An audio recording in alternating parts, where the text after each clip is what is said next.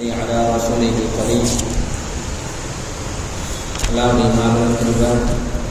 அல்லாஹ் சுப்ஹானஹு வ தஆலா எத்தனையோ உலகத்துக்கு எத்தனையோ நபிமார்கள் உலகத்துக்கு அனுப்பி வச்சான். இப்ராஹிம் அலைஹிஸ்ஸலாம் அவங்களுக்கு நமக்கு தெரிந்தது 2 மனைவிமார்கள் தான் தெரியும். ஆனால் இப்ராஹிம் அலைஹிஸ்ஸலாம் அவர்களுக்கு 4 மனைவிமார்கள், 13 பிள்ளைகள். அந்த 13 பிள்ளைகளுமே ஆண் பிள்ளைகள் தான். முதலாவதாக சாரா அம்மையாரை திருமணம் செய்கிறார்கள். குழந்தை பாக்கியமே ஏற்படலை. இப்ராஹிம் அலைஹிஸ்ஸலாம் கொஞ்ச நாள் வாழ்கிறார்கள். இரண்டாவதாக ஹாஜிராவை திருமணம் செய்கிறார்கள். ஹாஜிராமாவின் மூலமாக ஒரு ஆண் குழந்தை பிறக்கிறது. அந்த குழந்தைக்கு இஸ்மாயில் என்பதாக பெயர் வைக்கிறார்கள். அந்த குழந்தை ஒரு 13 வயசு வரையும் ஆகிறது.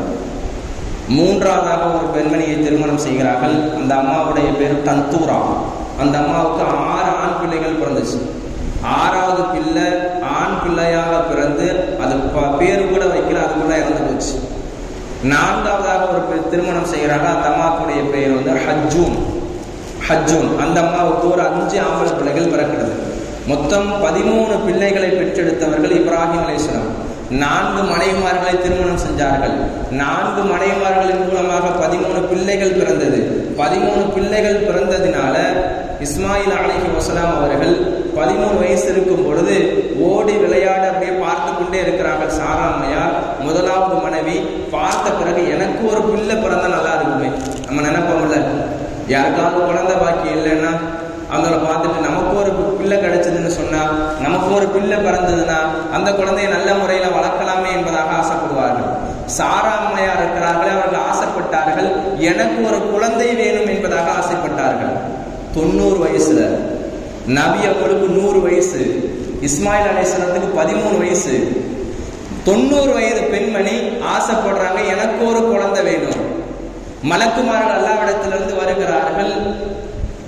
அம்மா அவர்கள் நின்று கொண்டிருக்கிறார்கள். வம்ராத்துஹு காயிமத்துன் ஃபதஹிகத் ஃபபஷர்னாஹா பிஇஸ்ஹாக என்பதாக அல்லாஹ் சொல்லுகிறார். சாரா அம்மையார் அவர்கள் நின்று கொண்டிருக்கிறார்கள். மலக்குமார்கள் வருகிறார்கள். ஒரு மலக்கு மட்டும் அல்ல, 7 மலக்குமார்கள் வருகிறார்கள். 7 மலக்குமார்கள் தஃப்சீர்ல பதிவு பண்ணுகிறார்கள். ஜிப்ரீல் அலைஹிஸ்ஸலாம், மீகாயில் அலைஹிஸ்ஸலாம், இஸ்ராஃபில் அலைஹிஸ்ஸலாம் இவர்களோடு சேர்ந்து 4 மலக்குமார்கள் வந்து சுப செய்தி சொல்கிறார்கள். ஃபபஷர்னாஹா பிஇஸ்ஹாக், அம்மாவே உங்களுக்கு ஒரு குழந்தை ஒன்று பிறக்க போகுது, நீங்க கவலைப்படாதீங்கன்னு சொல்றாங்க. கண்ணியத்து குறித்தானவர்களே, அந்த அம்மா ஒரே சிரிப்பு, ஒரே சந்தோஷம், எனக்கு ஒரு குழந்தை உண்டாக போகுது 90 வயதுல என்பதாக சொல்லி அவர்கள் ஆச்சரியப்பட்டார்கள். உடனே அவங்களுக்கு ஆச்சரியம், எனக்கு எப்படி குழந்தை பிறக்கும்? எனக்கு வயசு 90 வயசு ஆயிருச்சு, என்னுடைய கணவர் இருக்கிறாரே ஷேகன் கபீரா, ஒரு வயது முதிர்ந்தவராக இருக்கிறாரு, எப்படி எனக்கு குழந்தை பிறக்கும் என்பதாக கேட்கிறார்கள். அதுக்கு மலக்குமார்கள் சொன்னார்கள், காலு அத்தஅஜபீன ஃபீ அம்ரில்லாஹ், இது அல்லாஹ்வுடைய கட்டளைமா, நீ ஆச்சரியப்படுகிறீர்கள் அல்லவா, இது அல்லாஹ்வுடைய கட்டளை. எந்த மனிதனுக்கு அல்லாஹ் நாடுகிறானோ, இதா கதா அம்ரன் ஃபஇன்னமா யகூலு லஹு குன் ஃபயகூன், அல்லாஹ் ஒரு விஷயத்தை நாடிட்டான்னு சொன்னா ஆகும்னு சொன்னா ஆயிரும். இது அல்லாஹ்வுடைய கட்டளை.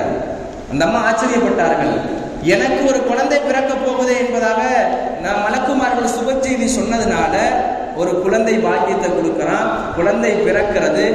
அப்பொழுது அவர்கள் இருக்கும் பொழுது இஸ்மாயில் அலைஹிஸ்ஸலாம் அவர்கள் அந்த குர்பானியுடைய சமயம் ஆடறுக்கும் அல்லவா, அந்த சமயத்தில் இஸ்மாயில் அலைஹிஸ்ஸலாத்தை அழைத்துக் கொண்டு இப்ராஹிம் அலைஹிஸ்ஸலாம் செல்கிறார்கள். அந்த சமயத்துல தான் அவர்கள் இஸ்ஹாக் அலைஹிஸ்ஸலாம் பிறக்கிறார்கள். நபி ஸல்லல்லாஹு அலைஹி வஸல்லம் அவர்கள் சொன்னார்கள், இஸ்ஹாக் அலைஹிஸ்ஸலாம் மூலமாக பல சந்ததியர்கள் நபிமார்கள் வந்தார்கள். மகன் வந்து யாக்கூப் அலைஹிஸ்ஸலாம் அவர்கள் நபி. அதற்கு பிறகு அவர்கள் யூசுப் அலைஹிஸ்ஸலாம் அவங்க நபி. இப்படி அல்லாஹ் 4 நபிமார்களை கொண்டு வந்தான். இதற்கு பிறகு இஸ்மாயில் அலைஹிஸ்ஸலாம் அவர்கள் மூலமாக இந்த நபி ஸல்லல்லாஹு அலைஹி வஸல்லம் பிறக்கிறார்கள். கண்ணியத்து குறித்தானவர்களே, இதுல நமக்கு என்ன படிப்பினை என்று சொன்னால், அல்லாஹ் எது கேட்டாலும் கொடுப்பான்.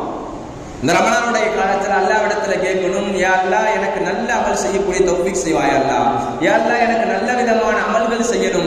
என்னென்ன விஷயங்கள்லாம் இருக்கிறதோ நம்ம சீட்ல எழுதி கொண்டு தன்னுடைய அல்லாஹ்விடத்துல முறையிட்டோம் என்று சொன்னால் அல்லாஹ் கண்டிப்பாக கொடுப்பான். கண்ணியத்து குறித்தானவர்களே, அல்லாஹ் சுப்ஹானஹு வ தஆலா நமக்கு நீண்ட ஆயுளை கொடுக்கணும், நிரப்பமான வாழ்க்கையை கொடுக்கணும். நமக்கு என்னென்ன தேவைகள் எல்லாம் இருக்கிறதோ அதெல்லாம் பரிபூர்ணமாக செய்து இந்த வாழ்க்கையிலே அமல் செய்யக்கூடிய பாக்கியத்தை உங்களுக்கும் எனக்கும் தந்தார் புரிவானாக.